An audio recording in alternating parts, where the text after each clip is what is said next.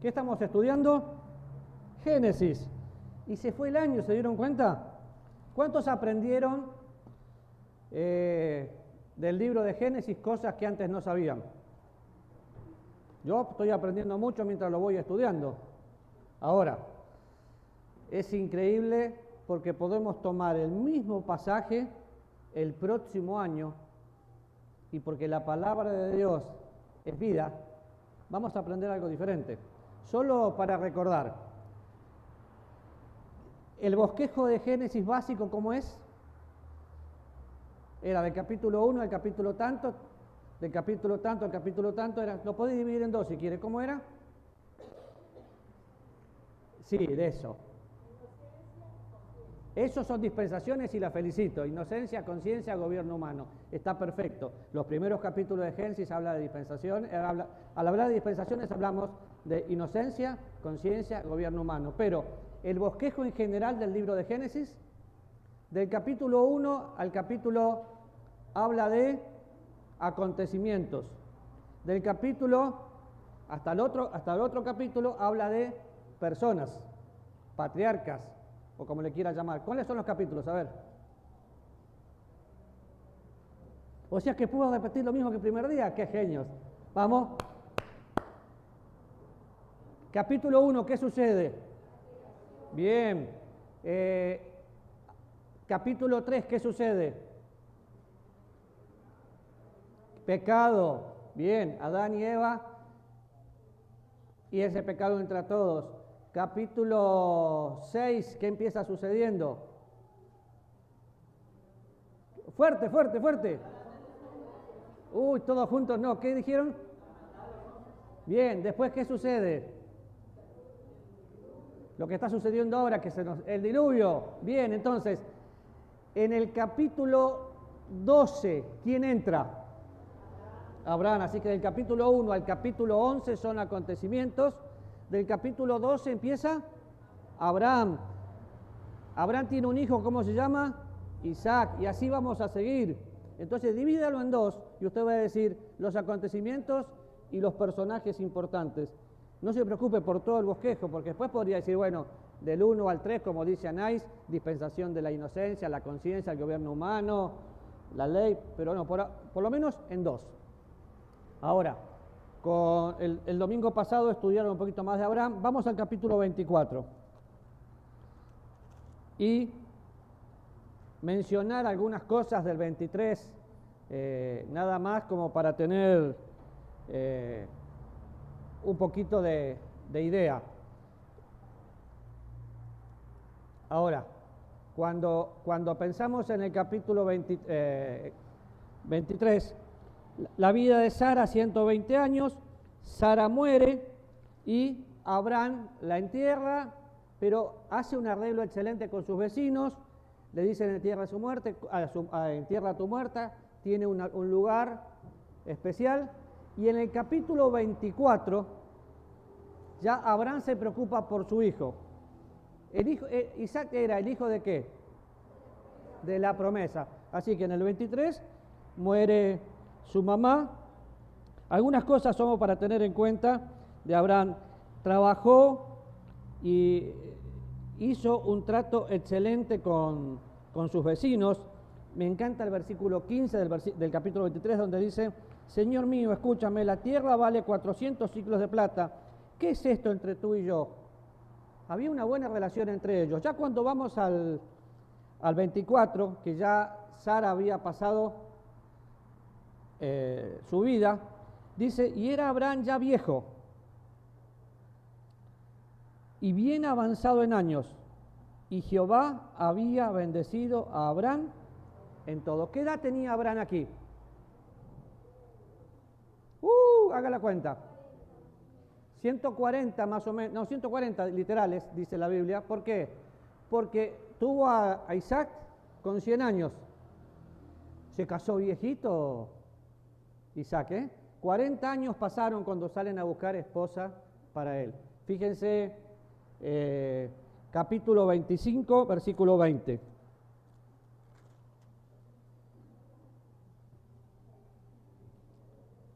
Y era Isaac de 40 años cuando tomó por mujer a Rebeca, hija de Betuel, arameo, de Padán Aram, hermana de Labán, arameo. ¿Cuántos años? 40. Vamos al 21:5.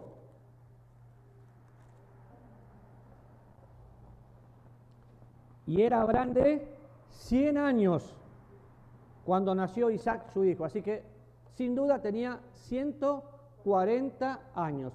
Lo interesante es que estaba como muerto, dice la Biblia, pero después se volvió a casar con Cetura. Tenía polenta el viejo. Y sigue la historia. Ahora, cuando vemos todo lo que está pasando, vemos que Abraham era viejo, Dios lo había bendecido en todo. Acuérdense que en ese momento la bendición venía por la obediencia, y si bien vimos en la vida de Abraham muchos episodios de desobediencia, Abraham había madurado, conocido al Señor de una manera diferente, su fe había sido probado hasta el extremo entregando a su hijo, y puede decir Dios, había obedecido en todo. ¿Podría decir eso de mí o de usted? Porque claro que usted y yo, al igual que Abraham, pasamos momentos difíciles, desobedecemos a Dios y vamos madurando. Pero qué lindo es que un día puedan encontrar algo escrito así. Jehová bendijo a Abraham, ¿por qué? Y porque él había obedecido. Definitivamente nosotros, al tener la bendición, a veces no la valoramos. Total, ya soy salvo, total, ya estoy bendito, pero qué bueno que me pueda recordar que fui fiel. No que fui bueno, que fui fiel. Ahora, acá en el capítulo 24 vemos un cuadro del Padre Celestial, de su Hijo Jesucristo y del Espíritu Santo. Nosotros como iglesia, el Espíritu Santo buscando a la esposa y el Padre Celestial preparando todo. Y tenemos muchas enseñanzas, porque de hecho podemos ver el no unirse el yugo desigual con los incrédulos, los principios para una pareja, vemos muchas cosas, el saber esperar. Ahora, empieza el versículo 2, dice, dijo Abraham a su criado, el más viejo de su casa. Acuérdense que cuando pensamos en un criado, era como el mayordomo, era el que administraba todo, era la persona de confianza. Seguramente es el mismo criado que Abraham le había dicho, ¿y me vas a heredar con él antes que nazcan sus hijos? El que administraba todo. Entonces, Abraham lo llama y le dice, necesito que hagas algo, pero me lo vas a juramentar. En esa época juramentar era lógico, era una costumbre de la época. Vas a buscar esposa para mi hijo. Pero el que leyó el capítulo, ¿a dónde tiene que ir a buscar la esposa? ¿A dónde la tiene que ir a buscar? ¿A la misma tierra o a otra tierra? ¿Y qué había pasado? ¿Quién estaba en esa tierra? La familia. Entonces tiene que ir a buscar una esposa, el siervo, y tenía que ser obediente en todo, y tenía que cumplir con eso, y traer a la esposa para que se encuentre con Isaac.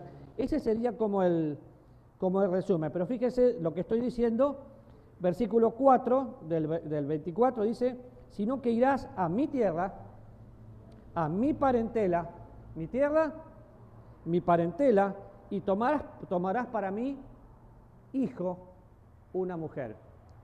Piense en esto y acuérdese lo que dice 2 Corintios 6:14. No unáis en yugo desigual con los incrédulos.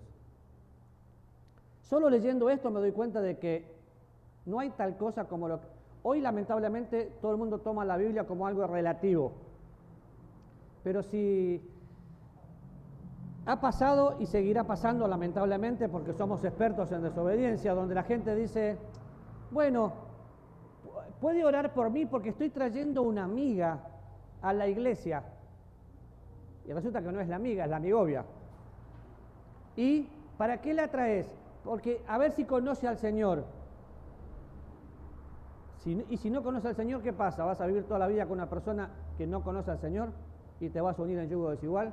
Definitivamente nos da un principio que lo vemos en toda la Biblia, donde dice, no puedo hacer una sociedad con alguien que no piensa como yo. Un matrimonio mixto un cristiano y un incrédulo, debe ser terrible. Hay un libro que se llama El yugo de los infieles y cuenta la vida de una muchacha que se casó y su vida fue malísima. ¿Por qué? Porque no fue un matrimonio como Dios lo había establecido.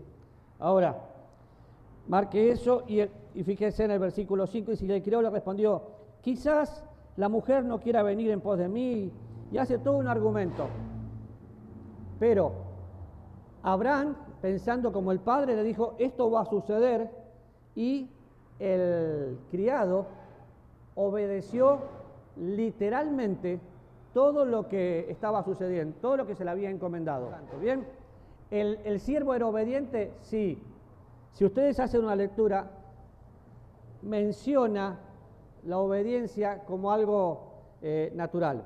Ahora, 1 Corintios capítulo 7, versículo 39. 1 Corintios capítulo 7, versículo 39.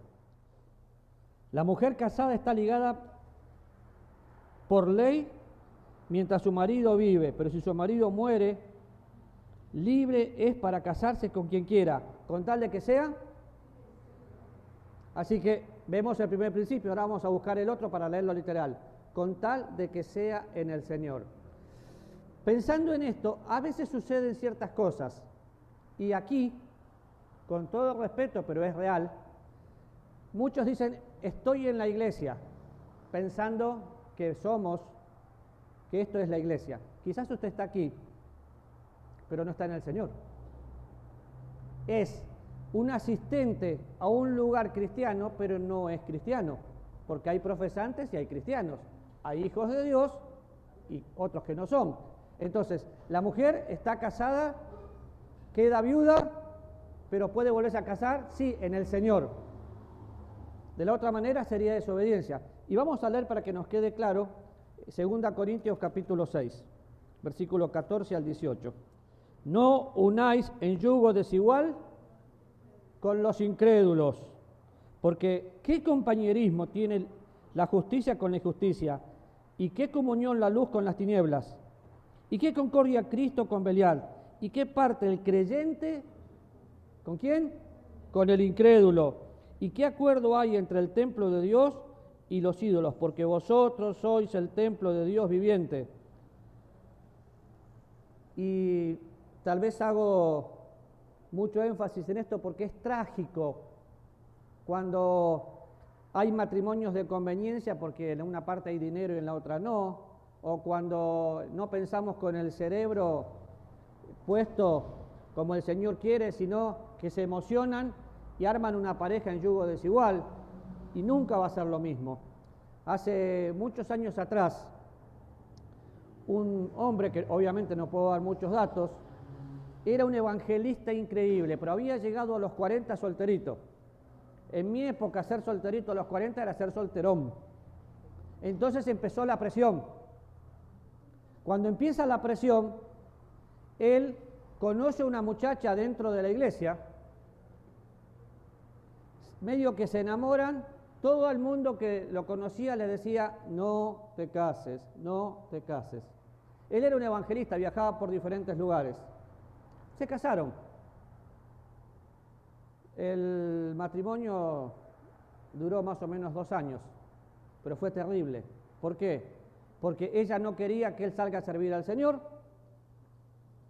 le hizo la vida imposible y él tuvo que decidir, ¿sirvo al Señor y me divorcio? Dije, divorciado no puedo servir, entonces tengo que dejar el ministerio y tratar de conquistar el corazón de mi esposa.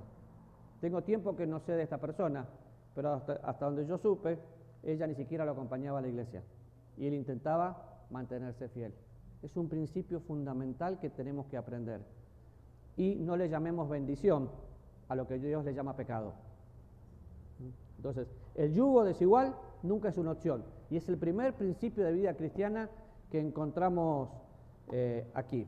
Ahora, volviendo a Génesis 24, y no podía evitar esto porque siempre tenemos la opción de pensar, tal vez se convierta, tal vez esto, tal vez lo otro.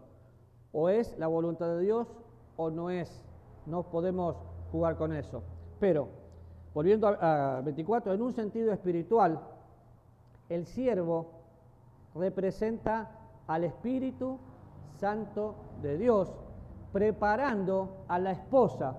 La esposa somos nosotros, la iglesia. Cuando vemos al siervo, que de hecho no se da el nombre, menciona 22 veces la palabra Señor, refiriéndose a Abraham.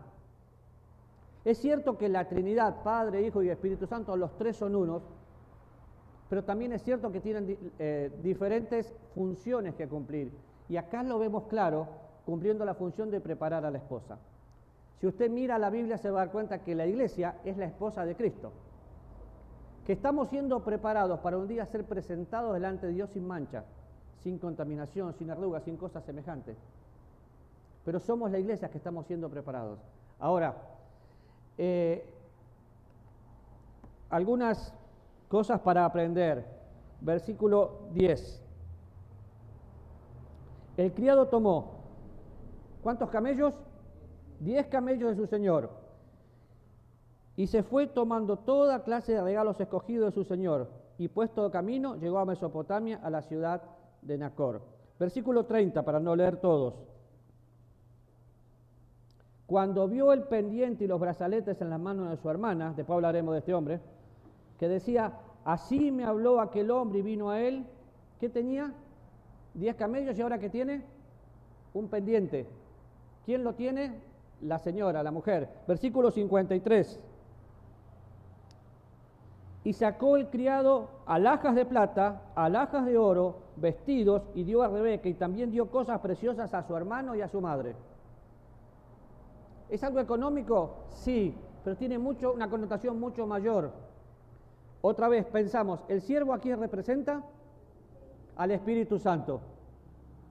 El siervo llega y entrega un anticipo de las riquezas que el padre tenía, porque Abraham era un hombre rico. Vamos conmigo a Efesios capítulo 1, versículo 13 y 14. Va a encontrar la misma situación en Corintios, capítulo 1, versículo 13 y 14. Y dice así, en él también vosotros, habiendo oído la palabra de verdad, el evangelio de vuestra salvación, y habiendo creído en él, fuisteis sellados con el Espíritu Santo de la promesa, que es las arras de nuestra herencia hasta la posesión adquirida, para alabanza de su gloria. ¿Qué significa arras? Anticipo. Las riquezas. Qué interesante, porque veo, llega para preparar a la esposa y le entrega todas las riquezas que el Padre había dado para que le den. Cuando nosotros conocemos a Cristo como Salvador, cuando nacemos de nuevo, somos sellados con el Espíritu Santo de Dios. Y ponen en nuestra mano todas las riquezas. ¿Qué riquezas? Que fuimos bendecidos con toda bendición espiritual en los lugares celestiales. Todas las riquezas del Padre son mías, porque soy coheredero con Cristo. A veces dejamos de valorar eso, pero arras es anticipo. Nosotros aquí tenemos un anticipo de lo que un día será vivir con Dios eternamente y para siempre. ¡Wow! ¡Qué bueno! Entonces, fíjese cómo podemos ir viendo el trabajo del Espíritu Santo. Y dice que fuimos sellados. Sí, acuérdese que el sello me habla de quién soy. El sello me habla de la propiedad. El sello me habla de la paternidad. El sello me hace acordar el perdón, que es eterno, porque tengo un anticipo, tengo a la persona de Dios viviendo en mi vida. Entonces, eso es un poco en cuanto al Espíritu Santo. Ahora, pensamos un poquito más y vamos a San Juan capítulo 4, versículo 31.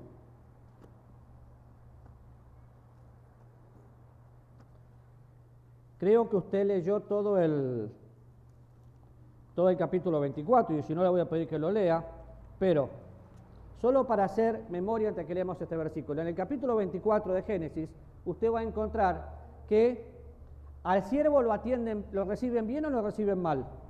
Muy bien. La muchacha lo recibe bien. Cuando llega a la casa viene Labán, que se quedó, wow, este tipo tiene muchas riquezas y lo recibió de lujo. ¿Y el siervo qué quería el siervo? ¿Quedarse y pasarla bien placenteramente? No, estaba apurado. por cumplir la voluntad de su Padre. Qué increíble, qué lindo este principio, porque si vos vas a un lugar donde te están dando económicamente más de lo que mereces, si de golpe te atienden súper bien, comés bien y te van a hospedar por muchos días, te quisieras quedar. Pero el siervo tenía claro algo, tenía un mensaje que dar y una misión que cumplir. Y no tenía tiempo para perder, porque las órdenes de Dios son para ejecutar, no para quedarse meditando a ver qué hacer y buscar conveniencia. Pensando en el mensaje y la misión, fíjense, capítulo 4 de San Juan, versículo 31 y 32, dice: entre tanto los discípulos le rogaron diciendo: Rabí, come. Y él les dijo: yo tengo una comida que comer que vosotros no sabéis. Entonces los discípulos decían unos a otros: ¿le habrá traído alguien de comer? ¿Y qué contesta Jesús? Mi comida es que haga la voluntad del que me envió y acabe la obra. Acabe la obra. A veces nos olvidamos el privilegio que es servir. Servir a Dios no es una obligación. ¿Por qué? Porque cuando Dios me salvó, me santificó y me capacitó para servirle. El servicio es un estilo de vida donde podemos decir, bueno, doy gracias a que me fortaleció, a Cristo Jesús, que confía en mí, yo le puedo servir. Pero el servicio implica, en primer lugar, disposición del corazón. En segundo lugar, diligencia, no te quedes esperando, lo que tenés que hacer lo tenés que hacer hoy. Y el servicio se hace con devoción porque estoy enamorado de Dios. A veces hay gente que, no sé cuál es su ministerio, pero cuando yo veo gente que solamente el domingo piensa en venir a calentar un banco o una silla y no hace otra cosa, pienso, qué frustrados estarán.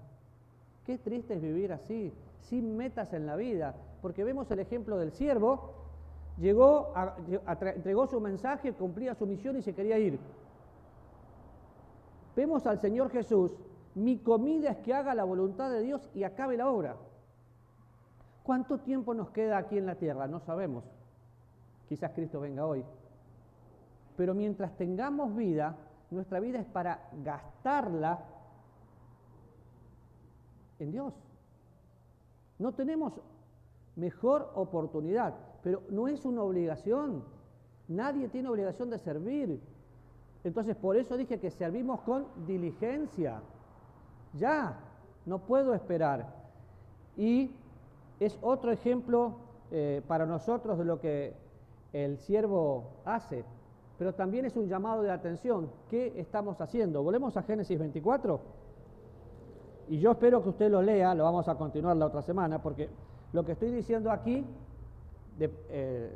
es lo que dice la Biblia. El siervo se apuró y tenía todo. Ahora, otro principio del siervo.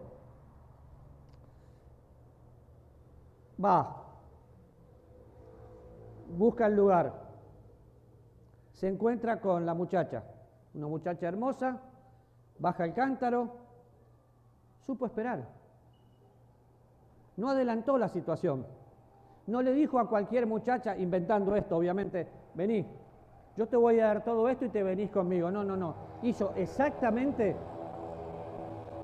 lo que se le había encomendado, porque tenía una misión que cumplir y un mensaje que dar. Entonces fue fiel a lo que se le había encomendado. A nosotros se nos encomendó algo. Somos embajadores de Dios y tenemos el ministerio de la reconciliación. ¿Cuánta gente conoce a Jesús por su vida? ¿Cuántos de nosotros somos conocidos aquí porque somos cristianos? Porque definitivamente este hombre marcó la diferencia en la vida de la gente, porque iba de camino, y yo me imagino al siervo pensando, bueno, voy de camino, ¿y qué pasa si no encuentro a la muchacha? No, él iba con la convicción de confiar en el Señor y esperar su tiempo. Es una cantidad de principios de vida cristiana increíble que tenemos aquí. Vemos que la hospitalidad fue hermosa y demás, pero versículo 50 del capítulo 24, Entonces Labán y Betuel respondieron y dijeron, de Jehová ha salido esto, no podemos hablarle malo ni bueno. Y aquí Rebeca, delante de ti, tómala y vete, y sea mujer del hijo de tu señor, como lo ha dicho Jehová. Cuando el criado de Abraham oyó las palabras, se inclinó a tierra. ¿Qué significa que se inclina a tierra? Adoración. Se inclina a tierra ante Jehová, y sacó el criado alhajas de plata, alhajas de oro, vestidos, y dio a Rebeca, y también dio cosas preciosas a su hermano y a su madre. Comieron, bebieron, y los varones que venían con él durmieron, y levantándose de mañana, ¿saben qué dijo? Me voy, envíenme a mi señor. Ustedes pueden leer todo lo anterior, cuando el criado se presenta, dice que era criado de quien era, muestra que era familia, pero cuando cumple su misión, se va. Heme aquí, envíame a mí a cumplir la misión y entregar el mensaje. Y después, terminé. Vamos viendo en la Biblia una constante de personas que cumplían su misión, entregaban el mensaje, lo hacían con devoción, ponían diligencia en lo que estaban haciendo. ¡Wow! ¡Qué lindo para imitar! Pero otra vez vemos acá un cuadro de Rebeca. ¿Cómo era Rebeca? Bueno, Rebeca era, versículo 16, la doncella era de aspecto muy hermoso, era virgen, a la que varón no había conocido.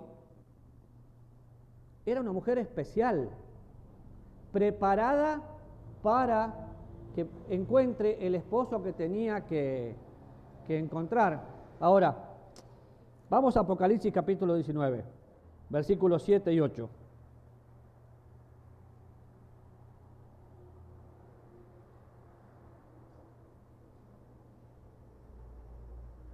Dice, gocémonos y alegrémonos y démosle gloria, porque han llegado las bodas del Cordero y su esposa se ha preparado, y a ella se le ha concedido que se vista de lino fino, limpio, resplandeciente, porque el lino fino es las acciones justas de los santos.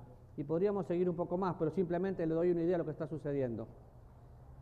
La iglesia, nosotros, estamos siendo preparados para un día encontrarnos con el Señor en las bodas del Cordero después del rapto y pasar toda la eternidad con el Señor. Este es un cuadro perfecto de lo que estamos viendo, de lo que va a suceder. De paso, si el Señor viene hoy, ¿se iría con Él? ¿Es parte de la iglesia local o está en Cristo? Cuando pienso en todo esto, voy a San Juan capítulo 10. Versículo 7 en adelante.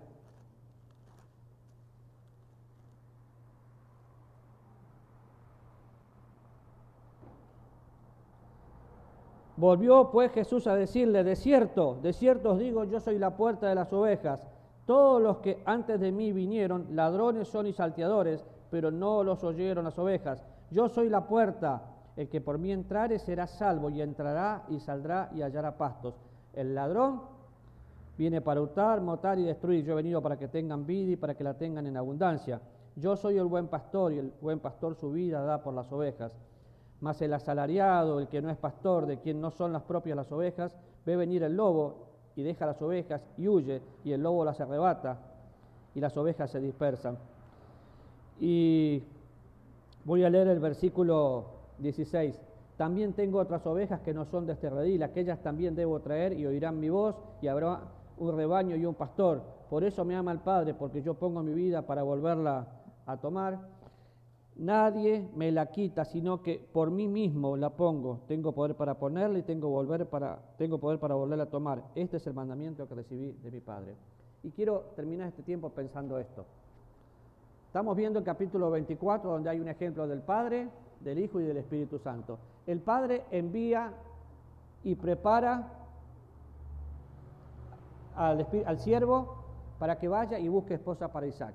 Si usted mira todo el capítulo, se va a dar cuenta de que el siervo va, entrega el mensaje, cumple su misión, y después de todo lo que estaba sucediendo, viene con la muchacha y se la presenta a Isaac. Isaac la toma y es su esposa. Y es el cuadro perfecto. Nosotros Un día fuimos comprados por la sangre de Jesucristo. Acabamos de leer el versículo que Él dio su vida por nosotros. Cuando Jesús dio su vida por nosotros, fue una acción voluntaria, nadie lo obligó. Fue una acción vicaria, fue en mi lugar. Fue una muerte vil, sufrió como nadie, pero lo hizo por mí y por usted. ¿Para qué? Para que un día, si entendemos ese mensaje, podamos ser parte de la iglesia. No de la iglesia local, de la iglesia en Cristo, porque si alguno está en Cristo, nueva criatura es. Y aquí vemos un cuadro hermoso de eso, el Padre, el Espíritu Santo y el Hijo. En todo el capítulo 22 veces, otra vez lo repito, 22 veces el siervo habla de su Señor. Y vemos una combinación perfecta y un cuadro de lo que nosotros somos. Cuando yo estudiaba este tema pensé, ¿cuánta gente hoy asiste a una iglesia pero no es parte de la iglesia? Definitivamente tendríamos mucho más para encontrar. Lo estoy resumiendo al extremo, pero si usted mira, cuando se consuma el matrimonio de Isaac y él queda con Rebeca, en las bodas del Cordero, nosotros después de eso estaremos siempre con el Señor por la eternidad. Y solo para que tenga una idea, si en este momento viene el arrebatamiento de la iglesia, todos los que somos salvos nos vamos con el Señor. Después de pasar por el tribunal de Cristo, un día iremos a las bodas del Cordero y vamos a estar para siempre con el Señor. ¿Va a estar ahí usted? ¿Seguro? Porque acuérdese que ni sus obras, ni una oración, ni el ser muy devoto, nada lo va a salvar. Entonces, mire el cuadro como algo que sucedió entre Abraham, el siervo, e Isaac. Pero mire algo actual y piense, el Padre, piense en Isaac como Jesucristo entregando su vida voluntariamente. De hecho, si miramos bien el capítulo donde Isaac fue sacrificado, volvió el Padre, Abraham, pero no dice que el Hijo volvió. Después vemos al Hijo. ¿Por qué? Porque Jesús puso su vida por nosotros. Gracias a Dios Jesús resucitó, está vivo, y ese es el mensaje que tenemos que compartir. Entonces, yo creo que es el momento para poder pensar, ¿estoy en Cristo o no estoy en Cristo? No hay término medio. Más allá de todo lo que podemos aprender de Génesis 24. Y terminando la vida de Abraham, lo vemos después en el capítulo 25, cuando toma a Cetura por mujer, y después Abraham ya parte. Y vamos a estudiar varios aspectos de la vida de Isaac en adelante. Pero piense una vez más, ¿está en Cristo o no está en Cristo? Cada mañana que me levanto, lo primero que hago, después de leer mi Biblia, es ver noticias de lo que está sucediendo en Oriente. Y alentar mi corazón diciendo, puede ser hoy, y me voy con Él. ¿No? ¿Vamos a orar? Señor, qué lindo es pensar que puede ser hoy. Qué lindo es pensar que podemos orar y decirte, ven Señor Jesús, te necesitamos, te amamos, te queremos.